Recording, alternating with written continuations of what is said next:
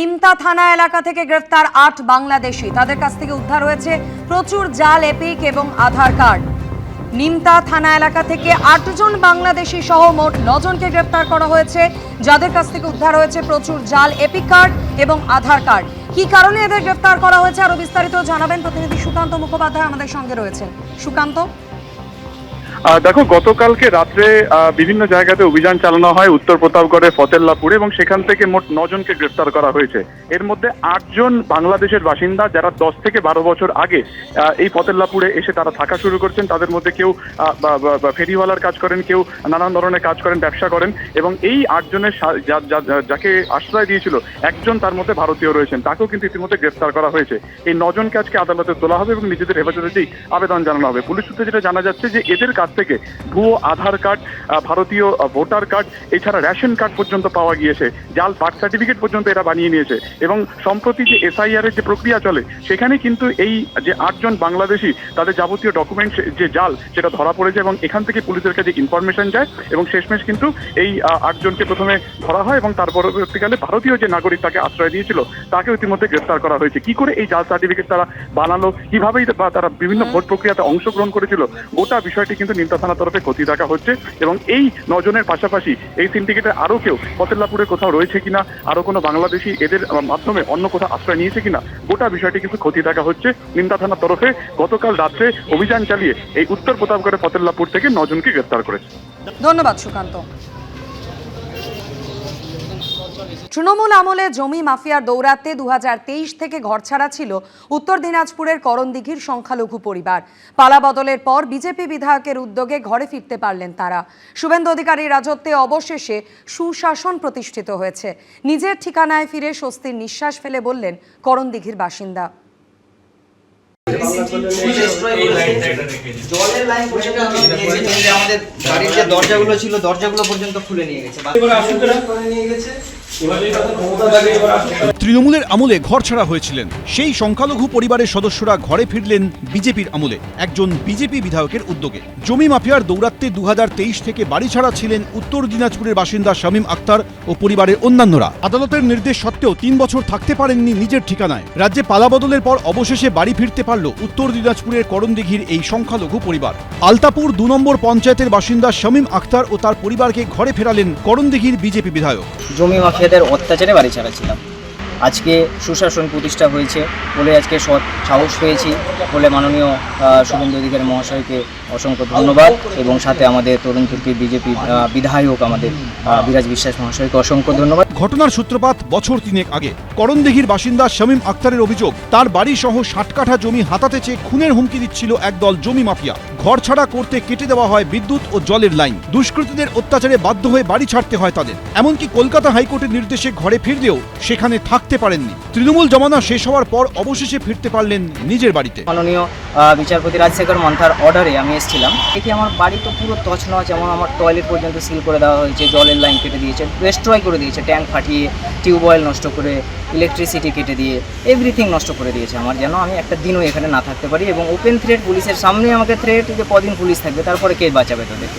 এই জায়গায় জমি বিক্রি করে চলে যায় এখান থেকে। আমাদের যেটা আমরা বলেছিলাম যে আইনের শাসন আমরা নিয়ে আসবো, সেটাই একটা প্রথম ধাপ। এই সকল দুষ্কৃতীরা পূর্বের যে বিধায়ক ছিল তারই নেতৃত্বাধীন এই জমিটাকে দখল করতে এসেছিল। প্রথমে হুমকি চমকি দেয়, যে পরিবারকে জানে মেরে তার হুমকি দেয়। আমরা আজ এই দাদাদের বাড়িতে আবার তাদের ফিরিয়ে দিলাম। তাদের জমি তাদেরই, এটা তাদের অধিকার। এটা এখানে এই মাফিয়াদের শাসন চলবে না। এবার টোকা দিয়ে দেখুক, আমরাও দেখে নেব। তৃণমূল আমলে জমি মাফিয়ার দৌরাত্ম্য নিয়ে করণদিঘির সদ্য প্রাক্তন তৃণমূল বিধায়ক গৌতম পালের সঙ্গে যোগাযোগ করা হলে ফোন ধরেননি তিনি। কিন্তু যে সংখ্যালঘুরা তৃণমূলের অন্যতম ভোট ব্যাংক, জোড়াফুলের আমলে তাদেরই এই দুর্ভোগ পোহাতে হয়েছে কেন? সুদীপ চক্রবর্তী, এবিপি আনন্দ, উত্তর দিনাজপুর। রাজ্যে পালাবদলের সঙ্গে সঙ্গেই মুক্ত হলো শিল্পের ভাষা। সরকারি সিনেমা হলে দেখানো হলো বিজেপি বিধায়ক এবং অভিনেতা রূপা গঙ্গোপাধ্যায় থেকে রুদ্রনীল ঘোষের ছবি। লবিবাজি খতম হওয়ার আশায় বুক বাঁধছে স্টুডিও পাড়া। ডবল সেঞ্চুরি হাঁকিয়ে প্রথমবার পশ্চিমবঙ্গে ক্ষমতায় এসেছে বিজেপি। গেরুয়া ঝড়ে রাজ্যে পালাবদলের সঙ্গে সঙ্গে টালিগঞ্জের স্টুডিও পাড়াতেও চোখে পড়েছে পরিবর্তনের ছবি। শেষ পর্যন্ত নন্দনে জায়গা পেল SRFTI এর ছাত্র জয়ব্রত দাসের আলোচিত ছবি the academy of fine arts. শুক্রবার থেকে নন্দনে চলছে সমর্পণ সেনগুপ্তর ছবি প্রত্যাবর্তনও। The academy of fine arts ছবিটি তৈরি হয় 2021 সালে, কিন্তু ফেডারেশনের নিয়মের বিরোধিতা করে ছবি নির্মাণ করার অভিযোগে আটকে যায় ছবির মুক্তি। দীর্ঘ টানাপোড়েনের পর ছবি মুক্তি পেলেও জায়গা পায়নি কোনো সরকারি হলে। সেই ছবিটি এবার দেখানো হলো নন্দনে। আমরা বরাবরই চেয়েছিলাম যে নন্দনে যাতে আমাদের ছবিটি দেখানো, এটা শুধু আমাদের নয়, যে কোনো ফিল্ম মেকারের স্বপ্ন যে নন্দনে যাতে তার ছবিটি বড় স্ক্রিনে দেখানো হয়।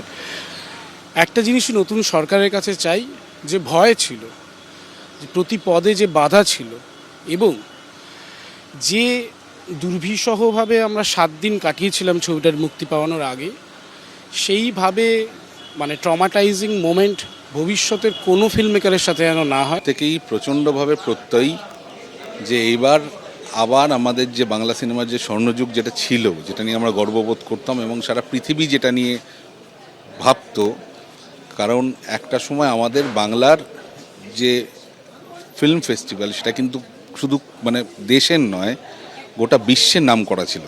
আবার সেই সবগুলো হবে, আবার আমরা প্রচুর ভালো ভালো বাংলা ছবি বানাতে পারবো। The academy of fine arts ছবিতে অভিনয় করেছেন রুদ্রনীল ঘোষ, রাহুল বন্দ্যোপাধ্যায়, সৌরভ দাস, ঋষভ বসু, পায়েল সরকার, সুদীপ মুখোপাধ্যায় ও অন্যরা। শাসক দলের অন্যায় দেখে মুখ বন্ধ করে থাকবে বা অন্যায় দেখবার পরেও যারাই যে মানুষের দ্বারা আশীর্বাদ পেয়ে ব্যক্তিদের নাম হয়েছে বা পরিচিতি হয়েছে, তাদের নিজেদের পেট এবং প্রাণ বাঁচাবার জন্য তারা যদি এই মমতা বন্দ্যোপাধ্যায়ের নির্দেশে যেভাবে অরূপ স্বরূপ বিশ্বাসদের পাশে দাঁড়াতেন, তারাই যোগ্য হিসেবে বিবেচিত হতেন এবং কাজ পেতেন। যোগ্য তিনি কাজ করবেন।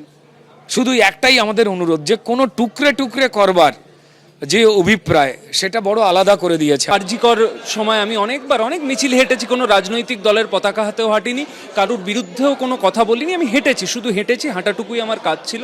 তার জন্য অনেক জায়গায় শুনতে হয়েছে, প্রডিউসাররা বা ডিরেক্টররা বলেছে তুই আরজি করে কেন যাচ্ছিস, এরপর তো তোকে কাস্ট করা হবে না, না তোকে কাস্ট করলে আমরা কি করে বিক্রি করব ছবি। তো এই ধরনের কথা যেন আমার ক্ষেত্রে নয়, আমার মতন আরও যারা নতুন অ্যাসপায়ারিং অভিনেতা বা অভিনেত্রী আছেন তাদের কাছে একটা সুযোগ দেওয়া হোক। প্রত্যাবর্তন ছবিতে অভিনয় করেছেন অঞ্জন দত্ত, রূপা গঙ্গোপাধ্যায়, শিলাজিৎ মজুমদার, অপরাজিতা আর্ধ সহ অনেকে। বাচ্চা মেয়ে মাত্র এসছে ইন্ডাস্ট্রিতে, একজন সিনিয়র অভিনেত্রীকে মানে চেয়ার ছেড়ে দিলেন না বসার জন্য, ঘরে ঢুকতে দিলেন না। How is it possible? মানে আমরা কোনদিন ভাবতে পেরেছি? আমাদের সমাজে ওতপ্রোতভাবে জড়িত, তো সবকিছুর মধ্যেই আছে, কিন্তু সে থেকে আমরা একটুখানি এখন রিলিফ পেয়েছি। এবার ছবিগুলোর বিষয় সম্বন্ধে লোককে জানাও। একাডেমি অফ ফাইন আর্টস এর মতো একটা ছবি হয়েছে, এরকম ট্রিটমেন্টে বাংলা ছবি আমি কোনোদিন দেখিনি। তৃণমূলের আমলে টালিগঞ্জের স্টুডিও পাড়ার অন্দরমহল থেকে বারবার উঠে এসেছে মারাত্মক সব অভিযোগ। ব্যান্ড রাজনীতি, শিল্পী ও শিল্পের ওপর শাসকের শাসন থেকে বিশ্বাস ব্রাদার্সের একাধিপত্য। প্রাক্তন মন্ত্রী অরূপ বিশ্বাসের ভাই এবং ফেডারেশন অফ সিনে technicians and workers of eastern ইন্ডিয়ার সভাপতি স্বরূপ বিশ্বাসের ভূমিকা নিয়েও ক্ষুব্ধ স্টুডিও পাড়ার একাংশ। কাটমানি একদম স্বরূপ বিশ্বাস নাম করে বলছি, ওখানে তো 2 ভাইয়ের রাজত্ব ছিল, অরূপ বিশ্বাস, স্বরূপ বিশ্বাস।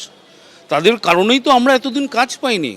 3.5 বছর 4 বছর আমরা ব্ল্যাক লিস্টেড ছিলাম। কিছু শিল্পী, একটা কাজ আমাদের করতে দেওয়া হয়নি।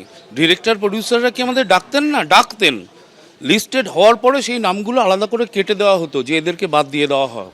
এবারের নির্বাচনে টালিগঞ্জ বিধানসভায় বিজেপি প্রার্থী অভিনেত্রী পাপিয়া অধিকারীর কাছে 6013 ভোটে পরাজিত হয়েছেন তৃণমূল প্রার্থী ও প্রাক্তন মন্ত্রী অরূপ বিশ্বাস।